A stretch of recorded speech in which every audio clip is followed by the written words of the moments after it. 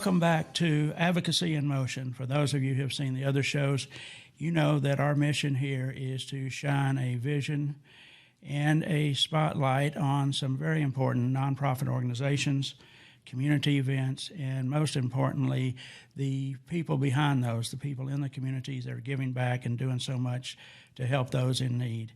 And this week, our guest is Rhett Grametbauer. He's a good friend, first and foremost, and he is an author, filmmaker, entrepreneur, scholar, and most importantly, probably a dad and a coach of his well-trained, well-versed baseball son. So, Rhett, welcome to Advocacy. Hey, thanks, Tommy. I appreciate it. I appreciate you having me on the podcast. You know, we go back a long way, and probably a couple careers ago when we first met, I was with the Dallas Cowboys along with our friend and my coworker, Gina Owen. We were working with you. You were with TxDOT, organizing a lot of the public service campaigns down there. And if I remember correctly, you were working on the Texas corridor, the superhighway from, I guess, Laredo to Texarkana. And you and your boss, the director of TxDOT, were on their way up here to meet with us and meet with Jerry Jones. And something happened. What was that? I think you guys got stuck in traffic, maybe? Is that right? That doesn't happen in Texas. No. So the whole meeting was postponed for super highway because of traffic. So that's kind of where we started, and that's been quite a few years ago. So before we get started a little bit, I want to say I'm really pleased to announce that we have a new sponsor for the show, and I'm pleased that Niagara Corporation has joined us and a supporter for all the nonprofit organizations that we are featuring each week. And Niagara is the leading manufacturer of stealth technology, water conservation, toilets, and plumbing products that can save up to 60% of water usage. I'm equally pleased to know that Niagara's work with affordable housing projects and commercial housing projects for multi-unit properties to save water and water usage and therefore cost in places where it means the most.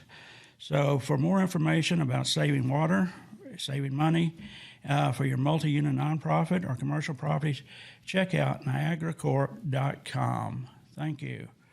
All right, Rhett.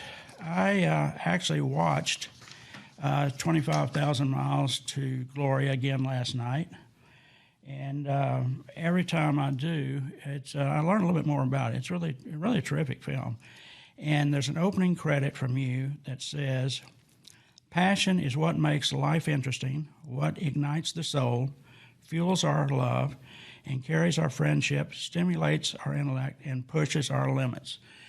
Is that pretty much the theme of the film? Is that what you had in mind? Well, I think you what most interests me about the project was and you can see the football helmets behind me from the 70s. But growing up as a huge Dallas Cowboy fan, Brent Musburger would always come on. You were looking live from Veterans Stadium or wherever it was, and I'd always imagined what it would be like to go to a game in that stadium. Or, the Cardinals behind me were in St. Louis at the time, and that was always a rival of the Cowboys.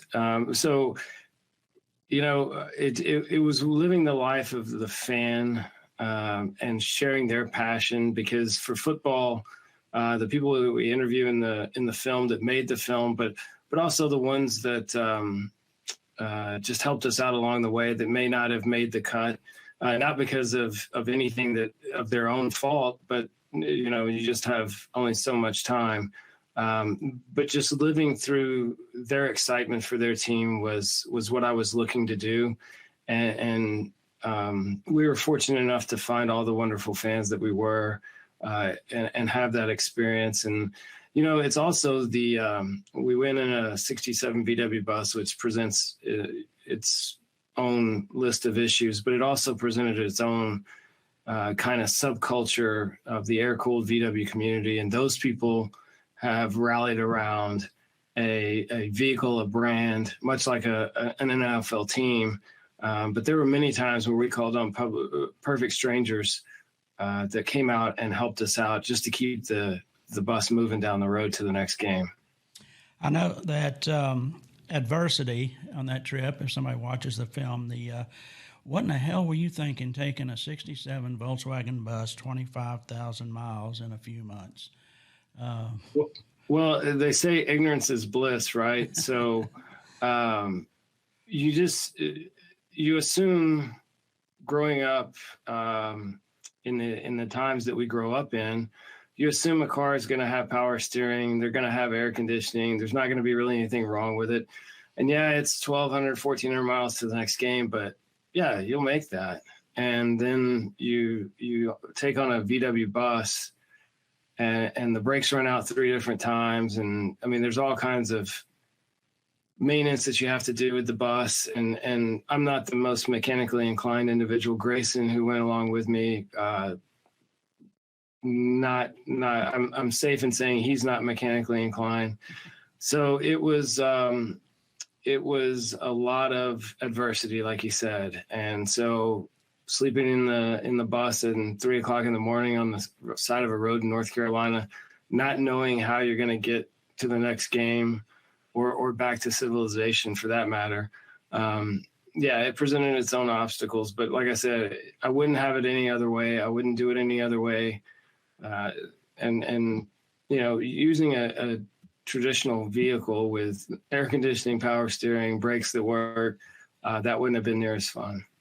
Overcoming adversity is one of the themes that we write about in our magazine, Youth Sports Today, and I know you've agreed you're going to be one of our contributing editors. That's a major theme throughout the film, 25,000 Miles, is almost every trip you made from one stadium to the other, there was somebody pushing the bus or fixing the bus, and I imagine you're pretty much a Volkswagen mechanic by now. But I don't know that you intended that overcoming adversity to be the theme of the movie, but it comes out very well, and it's very well taken. And we're pleased to have you published in our magazine as well. Throughout the theme also, there is, when you're interviewing the fans in the different stadiums, they are talking about family, and they're talking about commitment. And what did you get from that when you're interviewing so many of these fans in different cities? Yeah, it's really, really interesting to see the underlying themes. Their football team means so much to them because it means family. Sundays watching it with a family member who may no longer be there present, but is in there in spirit. And then I remember one guy in Oakland who didn't have a lot of family in his own life, blood related, but the Black Hole tailgate was his way of fitting in, and he kind of associated with them more because of how they were outcast to begin with. And so it was really touching to same thing with the VW community as well. They don't ask, they don't care what race you are. They don't really care what your political affiliations are or your beliefs or anything. They never even ask those questions. It's just about the family of being a fan of your team. When people found out what we were doing, of course, we became part of their family. We did a lot of couch surfing with people that didn't know 2 of the 3 members. So it's all, family hits home, whether that's blood related or not. I think our football teams, our sports affiliations, the vehicles we drive all have a way of bringing people together from very diverse backgrounds. And that's what was refreshing about the trip. It was a good cross section of our country that's not really reflected in the media as it portrays life here in the United States. I remember the young man from Oakland. I also remember the lady you interviewed in New Orleans, and what the Saints meant to them in the aftermath of Katrina. It just seemed to make her life come around again, just for the fact that they could rally around the Saints. And what did you take from that interview with her? Yeah, she and her husband were really, really good. And I remember watching the first game. when the Superdome reopened, they were playing the Falcons, and Steve Gleason came and blocked the punt, and you could feel the electricity in the building through your television set. And just to hear somebody who was there give a first-person recollection of that event, and how something seemingly meaningless, which a lot of people would say it's just a game, but it's so much more than a football game, because it gave the hope back to an entire community after the devastation of Katrina, that like you say, their life could be normal once again. So it was really, really touching to hear those interviews like that. It's just, some days you were like, hey, why would I even want to struggle like this for 4 months of my life? And a lot of people portray it as a vacation of some sort, but it was anything but that. And then you meet people like her and her husband, and it just kept you going to the next stop. And after a while, even though the breakdowns kept mounting and the adversity kept coming at us, it was like, well, we can do this, because who knows what's around the next corner? What type of person are we going to meet and hear their story of their football team, their life? It was just a really rewarding experience that I hope comes across in the film. That's terrific. And I noticed throughout the film that you and Grayson and Eric were oftentimes tossing the football back and forth, playing catch, which has led to something even bigger and greater, which we'll get into in just a second. Let me take a second to recognize another one of our sponsors, one that's sort of personal to me since it's family. But Energy, Wellness, and Gifts for the Soul is Piranha Haven. And it's a great little gift shop on South McKinney and the newly renovated downtown Richardson. And Piranha is Sanskrit for life force or vital energy. And so that's why it was named that, because that's what you'll find there. You'll find art from local artists. You'll find handcrafted jewelry, free trade merchandise, assortment of sage, crystals, and incense. You can go to piranhahaven.com and check out the guide to the many classes led by renowned metaphysical and spiritual instructors. And don't forget, the fourth Sunday of every month is the Psychic Fair. So you can visit the store in person on McKinney in downtown Richardson anytime, Monday through Saturday from noon to 6. So if you're in and you see Alex, tell her Dad said hello. All right, thank you. Now, mentioned briefly about tossing a football back and forth and playing catch. Tell me where that led. Well, it's kind of interesting because you mentioned when we first got on the air, me working at TxDOT, you working for the Dallas Cowboys. And the more I get removed from certain episodes or of my life, I call them points. You begin to see how everything is kind of coming and connected to one another. So if I don't go to TxDOT and find that job, then I don't meet you. I'm not exposed to the camera crew that we used for a pilot for a television show during the Super Bowl, which happened to be in the North Texas area. I don't try to sell a TV show to the Travel Channel. I don't get connected with NFL Films and Steve Sable. I don't have his last sit-down interview. And then it was almost an afterthought on the trip that we would buy this football at Target and just have it and just to throw around in our downtime. And the more downtime we had because the vehicle would break down or just to get away from it all, we would start throwing the football again. And so regardless of our circumstances, it just seemed to elevate our mood, make things seem like they're okay. And I had played baseball, I played football all growing up, and you almost take playing catch for granted because it's always been there for you. But I don't think everybody understands the actual benefits, both physical, physiological, the mental side of playing catch. And so, you had always harped on, hey, we got to do something with Play Catch Day. And so I looked up if there was a Play Catch Day. And so, in fact, there wasn't. which was astonishing to me. So based on playing catch at the Grand Canyon, the Las Vegas Strip, along the Pacific Ocean, the Golden Gate Bridge, all these places, the St. Louis Arch, all across the country, I applied to get National Play Catch Day. And so the committee that votes on whether you deserve a day or not said the idea was so good that it deserves an entire week. So we were awarded National Play Catch Week, which always bookends with Father's Day. But then again, going back to how everything is connected, if I don't meet you, I don't get exposed to an organization called Rachel's Challenge. And Rachel Joy Scott was the first person killed at Columbine High School. I've seen the backpack she was wearing that day with the bullet holes. I've been through the presentation and how she believes in kindness, and being exposed to that message and really wanting to change the world for the better, and for the less fortunate and those people that don't have anybody. I kind of melted together playing catch and how that translates into ending school violence, being a resource for the mental and physical health of everybody, whether they're young.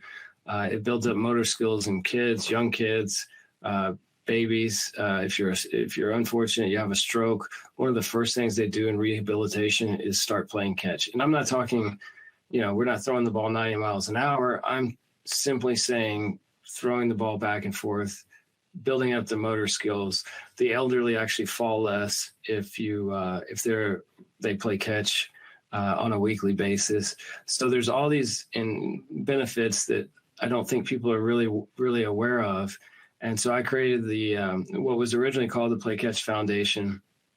I've since moved to Play Catch for Good because I think it's a good play on, hey, we're playing catch for good, whether that be a benefit in your partner's life, your own life, what have you. But then we want to make a lifelong habit of people playing catch. So play catch for good for your entire life.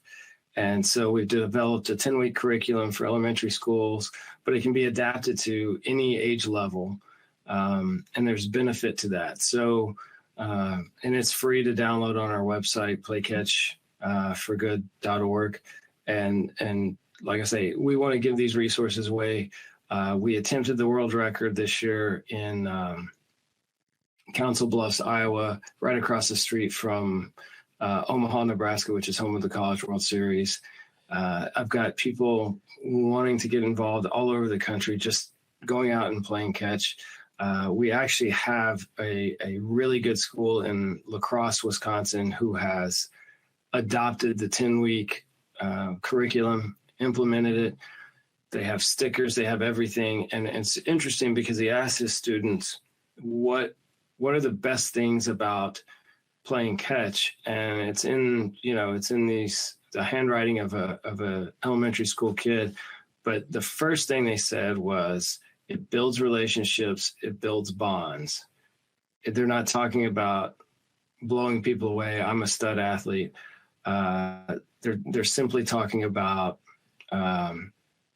being a friend. And it's one of the things I think, I don't want to get on a soapbox, but I think it's one of the things we need to do more of is unplug, and playing catch forces you to unplug, pay attention to the person across from you. And invariably a conversation starts, whether you're a perfect stranger, whatever preconceived notion you have of that person, kind of melts away after you start talking to them. And so just like the kid last week that resorted to violence at a St. Louis high school. And the reason why he did that is he said he didn't have any family, he didn't have any friends, he didn't have a girlfriend. Those people have lost hope. And I think the game of catch can bring that hope back to them, because others would see them as a person and not just boxed in a category and disregarded. I appreciate you mentioning Rachel Scott, because her philosophy of a simple act of kindness can lead to a chain reaction of the same. It's pretty much the basis of our magazine and what we're doing there for nonprofits as well as for this show. And that's what we want to encourage is people just simple acts of kindness and to move forward. And I know you're doing that with with the Play Catch Foundation, and the events you're going on. Are there any other events, anything coming up with Play Catch, or something that you want people to know about and what they can do? Well, like I said, just go to the website, check out all the information we have. We actually have an ethos, how you treat others, how you treat yourself, that we want to instill in everybody who follows the Play Catch movement. You can download the curriculum. There's all kinds of resources. You can reach out to us to be involved in your local area.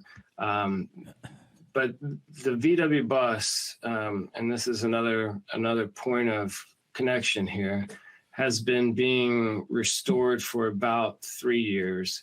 And so we have some exciting plans going on when that's finally completed, which should be by the end of the year. And so when the weather starts turning back to getting outside and enjoying the company of others, I think we're going to be able to do some really special things as far as going across the country, connecting people to the game of catch. So, I would encourage people to stay tuned, follow us on social media as well, because it's going to be an exciting time. And like I say, I'm actually going to visit the school in La Crosse, Wisconsin next month to throw the Play Catch for Good party for those kids. And incidentally, one last thing about that particular school, the teacher emailed me, he said, usually I get about 4 parents for parent-teacher conference night or meet the teacher. And he said, I decided to open the gym up this year for Play Catch, and I got 25 parents that came to the school and met me because of the game of catch. So not only has it impacted their kids' lives, but it's also got their parents more involved in the lives of their children. And I think that's, one thing that plagues us as a country is the lack of family structure and, positive role models. And so there's a lot of kids that need guidance in their life and need resources. And I think the game of catch provides that for them. I think that's great for the youth, but it's not just for the youth. My first guest on the show was former Congressman Alan Steelman, and he called me some months ago and said there's a group of seniors down at the park in Dallas playing catch. They kind of got out. One gentleman started the movement. They were invited out to the Rangers ballpark, and I think they had a play catch day out there for seniors, and we're covered on Good Morning America. So play catch is universal. It's beneficial to everybody, and I steal the line from Jack Nicklaus. When somebody asked him why he goes fishing, he said it's impossible to fish and worry at the same time, and I say the same thing about playing catch. It's just great to get back out with your kids or your neighbors and just enjoy the day. Just get away from the computers and TVs. And I know we talked about that quite a bit. So I think it's a great thing for youth and for adults.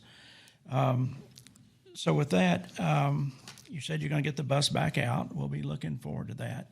But I know there's something else close to your heart, because I saw you on Facebook today, as a matter of fact, that you're very much passionate about animal rescue and dog rescue, and you had a real cutie on there on Facebook today. Tell me a little bit about that. That's about your passion for that as well.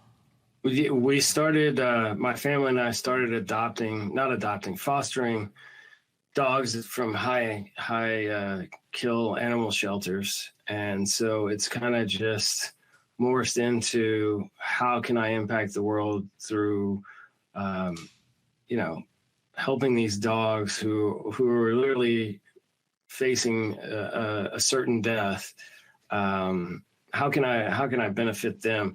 And it again, getting back to the points, being connected in your life, some of your best play catch partners are dogs, and so I'm looking into ways that we can work to give back to animal welfare, because there are so many dogs, so many deserving dogs that just need a chance. And I think Play Catch for Good can connect that mission in my life with playing catch as well. So that I'm looking forward to that. We always have an extra dog in our life at our house, and it's worked out tremendously. So anybody who's on the edge and thinking, well, I can't possibly do that, I've taken in all kinds, pit bulls, everything, and they all work out. So we're blessed to be able to spread positivity to the animals as well. I think that's terrific. And over the years, we've talked to many communities and youth sports organizations and stuff about holding play catch events in their town or their parks and stuff. And so we want to encourage that. If there's someone out there that happen to be listening to us on this and wants to get involved with play catch and to have some events, how they get a hold of you? What can we do to make that happen? You can just email Rhett, RHETT, at playcatchfoundation.org. You can go to our website, playcatchforgood.org. There's a contact form. You can also share your play catch stories. So we have a stories page on our website where people just talk about what playing catch has meant to them throughout their life. And I find those deeply interesting. I mean, that's a whole documentary in itself. The curriculum is free. You just have to submit your email address. We don't spam you. We don't do any of that. We just tell you what's going on once a quarter with the Play Catch for Good organization. And interestingly enough, really quick, during National Play Catch Week this last year, we had a whole, I think it was 200-300 hospitals actually promote National Play Catch Week because of the benefits that they know that play catch gives their patients. And so we were on digital billboards at a lot of different hospitals across the country. So you're right, it's not only for kids. I think retirement homes and those kinds of communities are ripe for benefiting from playing catch, because a lot of people, are left there without friends. They're in similar situations. And they're our last link to some really great stories about playing catch and watching some of the baseball players and football players and sports heroes that we've held in high regard. They're the ones, some of the last ones to see them actually play live. So the stories they could tell, they're a huge resource of information and memories, and that can all be shared through the game of catch. Oh, that's terrific. I mentioned that you are going to be a contributing editor to our magazine, Youth Sports Today, and I just want to tell fans out there that it is a free online subscription. Just go to youthsportstoday.com, sign up for it. You'll get an email, and then our stories there are uplifting. They're about progressing in life and life lessons and stuff that we've learned some today and that we have from some of our other guests on this show. So keep that in mind, youthsportstoday.com. And Rhett, thank you so much for your time and being with us and for being a friend all these years. And I've seen the progress that has made on play catch all the way from you and Grayson throwing the football around Las Vegas to the hospitals enjoying the play catch movement as well. So thanks so much for being here. I appreciate it. And Tommy, you're much more involved and important in play catch than you realize. So I appreciate it. I enjoy it. It's a wonderful thing to do. I appreciate that. All right. Take care. All right.